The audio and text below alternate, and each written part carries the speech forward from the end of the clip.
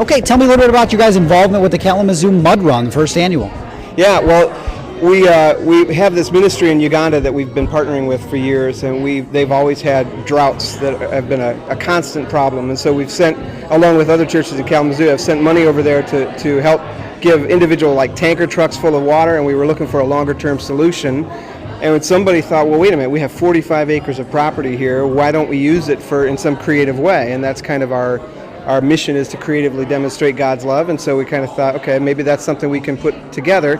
This couple had also done the Grand Rapids Mud Run and thought this would be a perfect opportunity. So we started putting ideas together, and sponsors came out of the woodwork and volunteers, and it just took off like crazy. So because of the success of it, we're actually going to be able to put a well over in this community in Uganda that has a really low water table. So we need a pumping station too, so it was a fairly expensive well, but this has raised enough money that we think we're going to be able to do the whole thing as it is. So. What's the process like to actually get that thing installed and take it over there? Do you go over yourself? How does that work? Well, there are some people from Kalamazoo who will be going, from ourselves or the Bridge Church in Portage, and some will be kind of coordinating that. The Bridge has already done a hand pump well that wasn't quite as deep or didn't meet the need completely, so there will be some local people, but mostly it's through Living Water International that we've been kind of partnering with to work that out, and some local people over there, on the ground who are the natives over there who know how to make the bricks and how to drill the holes and all that kind of thing. So it'll be a joint effort. Well, how about putting together the actual race? What's that about? I mean, what do you have to go through? How do you build that?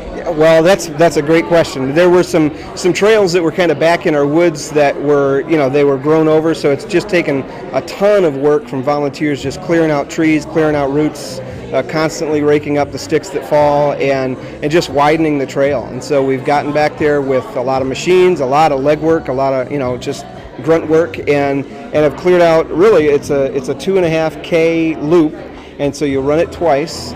And it's really turned out to be a very nice trail that have just taken a lot of people to get going. So if we get 1,200 runners on it, that'll help a lot to keep the growth down for future races. I mean, how about that? I mean, 1,200 runners. You guys are very close to sell out, if not sold out at this point. Sold out. I mean, what first year? What does that mean? It means people are hungry. Number one, to have fun, because it's going to be a fun, challenging thing. But number two, I think people really like to know that what they're doing is making a difference for some bigger purpose, and this certainly, clean water, everybody needs that. So I think people got on board a lot with regard to the cause, and just it's a unique kind of a thing for Kalamazoo, a mud run. It's kind of it's kind of part cross country, part obstacle course, and part just a lot of fun getting dirty. So it's really struck a nerve, and I didn't know whether to expect 600 or 500 or whatever first time, and we sold out. So it was better than we could have ever dreamed.